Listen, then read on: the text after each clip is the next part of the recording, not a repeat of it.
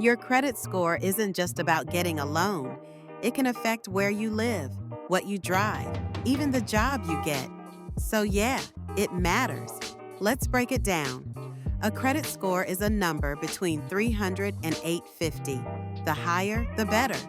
But more importantly, it's something you can control. Start with the basics. Pay your bills on time. This is the single biggest factor in your score. Even one missed payment can drag it down for months. Next, manage your credit utilization. Keep it under 30%, ideally under 10%.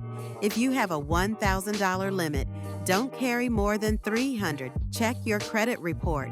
You can get a free one annually.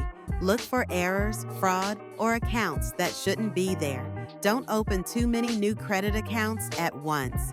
Every time you apply, it dings your score slightly.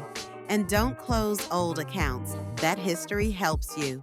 Improving your credit doesn't happen overnight, but small, steady actions compound. Because good credit isn't just a number, it's leverage. And in today's world, leverage is power.